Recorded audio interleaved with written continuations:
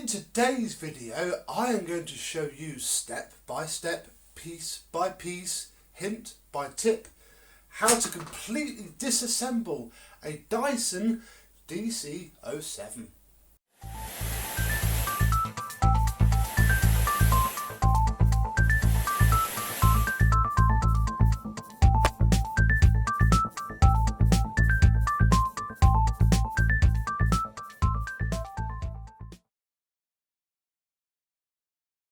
Yes, hello my vacuum cleaner chums and people who have just searched for my DC07 is rubbish.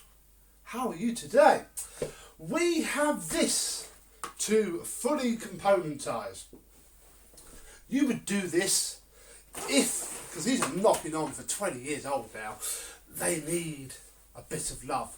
You do this and the video afterwards, gosh, I should have set this up before, where we'll stick it back together. You will literally reset it to new. You cannot buy Dysons this good anymore. These are so robust. They don't age terribly well, but we're going to sort all of that out. You will need a big box to put the stuff, because you can wash this. You can put what you can fit in a dishwasher, probably not on a hot wash, but on a normal medium wash.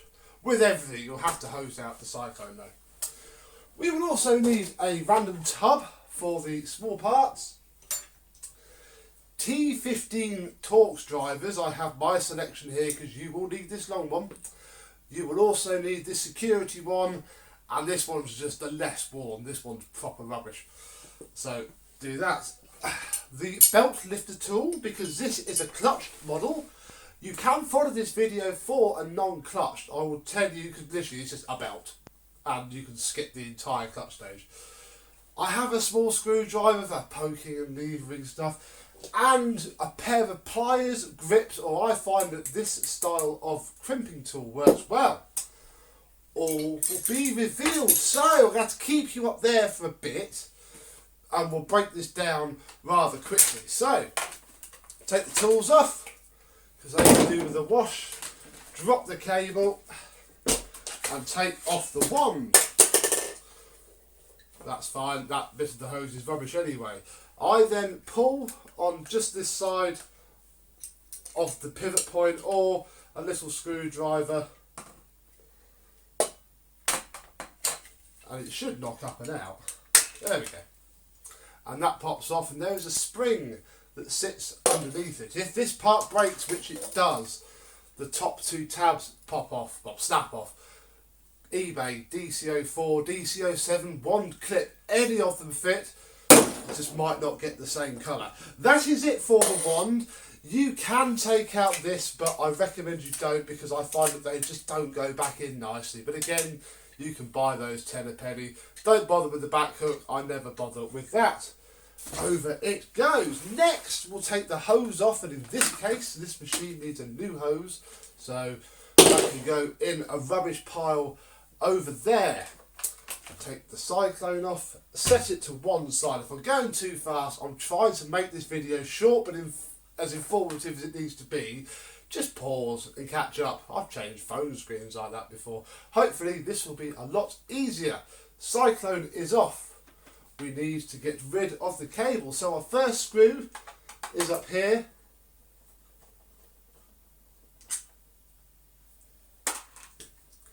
And then at the back, you take your screwdriver, you pop it in this little hole here, and with your screwdriver you put it in there and you just give it a smack. And it just pops this cover off.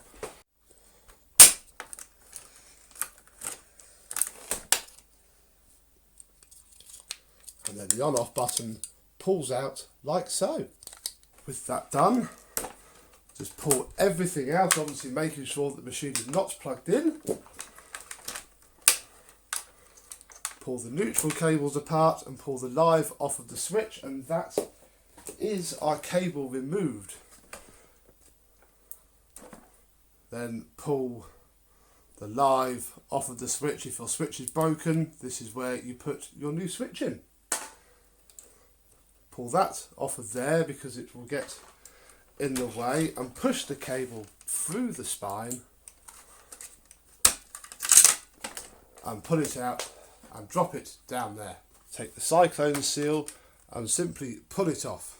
This one might need replacing. Now pop the post motor filter cover off. There are tabs on the other side and on the front. This one is broken and just needs to be glued up. And the post motor filter comes off. Then take your post motor filter, and unless you have put a new one in within the last 2 months, throw it away. Then I always take the T15 and remove the motor diffuser so you can clean underneath when the time comes. Next, with a selection of prying flat base screwdrivers, we need to pop off the clutch cover. This can be quite difficult. It is just fixed on with 2 big clips either side. Sometimes reclining the machine, which rotates the knob, also helps. Either way, this wants to come off. Next, remove the blockage check elbow, squeeze the sides and pull off this part. Then pull off the rubber seal.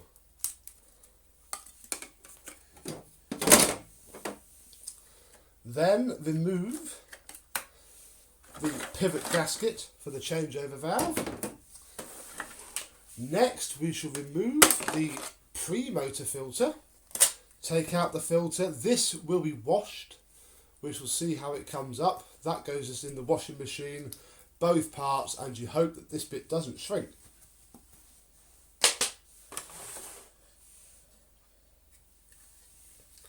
Then, to take out the blockage release gasket, this part is broken.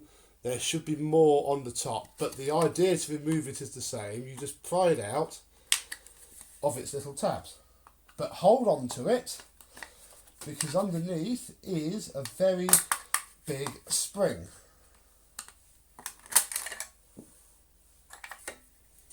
Then the blockage release gasket will come out.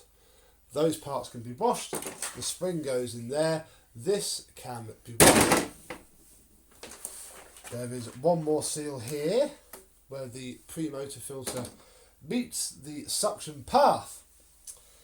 Then we shall pop off one of the wheel covers. And that is the top part of this machine done. We can recline it down, remove the suction elbow from the floor head, and I always pop its little cover off for washing. Then on the wheel is a little circlip. With the right size small flat base screwdriver, you can insert it into the circlip and it pops off very easily, like so.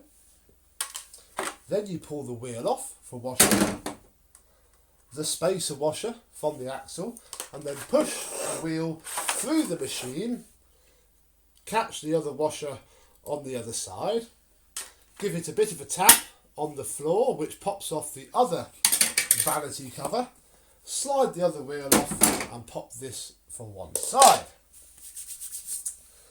Next, we need to remove the base plate. So with a coin, you should know how to do this if you maintain your Dyson regularly. We can remove the base plate itself. On the base plate are 5 little wheels.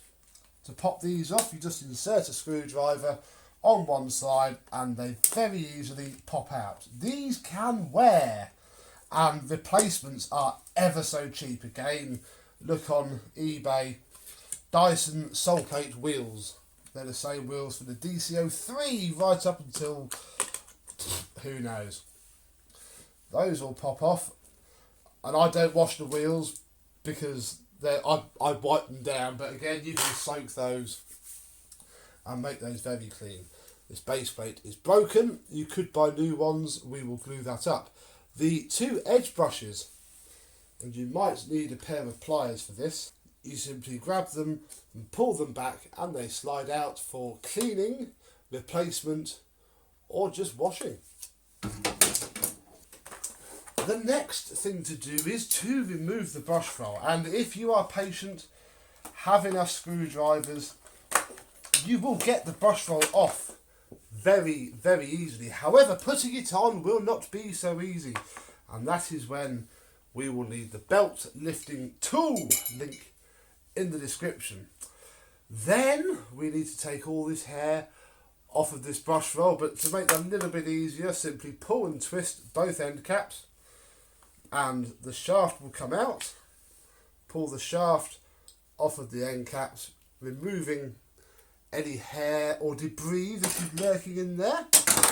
Then you take the axle, you stick it slightly into the bearing, and you wiggle, poke, manoeuvre, pull it out. 1,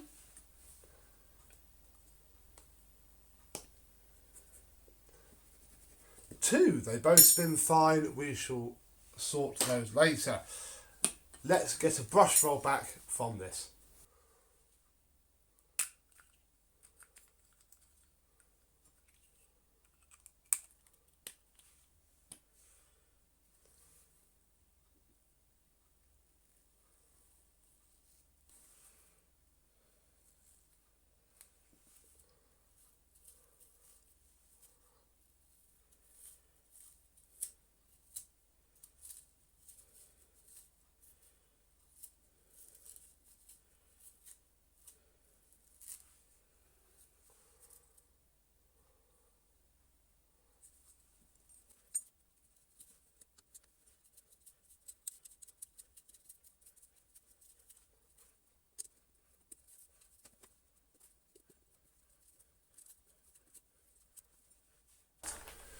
Next we need to remove the upper brush roll housing.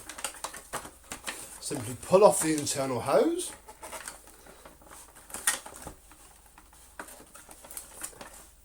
or untwist it from the other side. Then I use my flat blade screwdriver, but you do have to be careful. You want to insert it just above the pivot and push down until it pops out, and then do the same with the other side. The upper brush roll housing is removed. There is a rubber seal here which you can remove if you want. Sometimes they fall out, sometimes they don't. With that removed, you need to stand the machine upright, if that makes sense, and remove the 3 clutch screws. They are located, and you need your long screwdriver for this, through this hole. And that is the only screw you need this for, although this screwdriver will fit as well, so you don't need anything actually horrifically long. And then there are 2 more screws here and here. And with that, the clutch cover will just pull up and away from the clutch. I then remove this belt guide so it doesn't get lost, and that can go for washing. Then you pop the clutch to motor belt off from the motor spindle, then grab both belts, put the machine on the floor and pull, and out pops our clutch, dated 2002. This will need to be rebelted and repaired because the white wheel has worn through. You can get those as well from Manchester Vax. It has the original belts, so I should repair this off camera. I have a decent enough clutch rebuilding guide, so just assume that that needs to be done as well. You can buy ready refurbished clutches from Manchester Vax and other places. Next, we need to remove these 2 rings that hold the pivot together on the head. Recline the machine for the last time, then with a finger under each side, simply lift off this piece. If your machine does not recline very easily, this little wheel is broken, you need a new head. That can go for washing. Underneath the changeover valve is a rubber seal. You need to pull that off first. Then back on top of the machine with a little screwdriver, push the 2 tabs that hold the recline lock into place. Sometimes it's easier to go underneath and just flick them out, and eventually it will come out, take its spring off. Then from the front, pop this part off, and with your screwdriver push up slightly, which opens up a gap, and there is a little locking tab on each side, and then it all just sort of fiddles and falls off, and you will have the 2 parts. If it doesn't come off, it's only slid on one end of the recliner seat. Then we come underneath, and there are 1, 2, 3, 4, 5 screws which need to be removed in order to get the motor out. Once all the screws are removed, the motor will just lift out, pulling the wires through. You'll have to feed it to get the plastic cover through, and you are done with taking the motor out. The last thing on this chassis that I remove, just because, is the suction duct, which you have to manoeuvre past the filter flap. There is another rubber seal on it. I don't bother taking that off. And then from behind you can pop out the filter flap catch. If your filter flap catch is broken, although you don't have to take the wheels off and unwire it, you have to do all of this. It is a big job, but really worth it, because then your filter stays on. And with that, the chassis is completely empty and ready for washing. The next thing to do is to grab either corner of this and just expand it and slide it over the motor. Then push the cable in to there. If you have a non-clutch Dyson and you just pop the belt off and got this far, there is a metal bracket here that pops out from the inside, so don't go grabbing that. Then with a screwdriver, locate and pop apart the tabs holding this grey end piece on. And once 2 are done, it comes off. There can be a big ball of fur bung up in there, and never take that seal off because it is a complete pain to put back in. Then on your flat surface, push against the belt spindle, and it might take some, and you will feel the motor pop up a little bit. Grab the rubbers and manoeuvre it out. The wires might unplug. This motor is absolutely fine. If it's burnt out, you will have a new motor sat next to you now, ready to plug in, and you'll need these 2 rubber seals that I'm taking off, but in this instance this motor works fine, and it will work fine for a lot longer. The problem is when they get to this age, they then don't take much abuse. So now this has been refurbished, this will go on for a good couple of years yet. If you've watched the before video of this machine, if you're a follower of the channel rather than somebody wanting to fix their Dyson, you'll know how it runs. Pull the rest of the cable through. The motor bucket is empty. Lastly, it's on to the Cyclone. First, you need to empty it.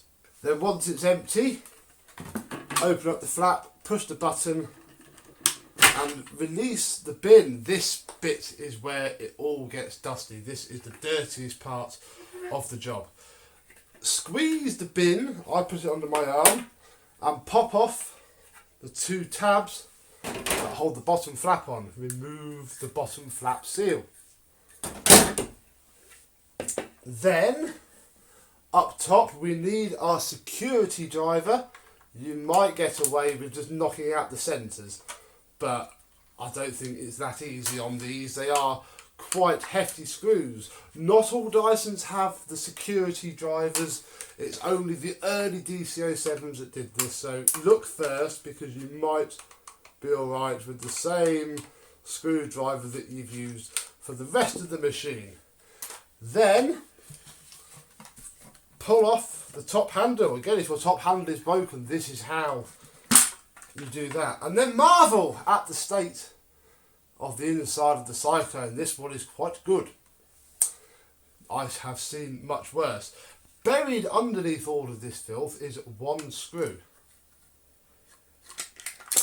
which releases the bin release rod. Always have your bin off before you do this. If you pull this rod out without the bin flap open, it is a job and a half to get in.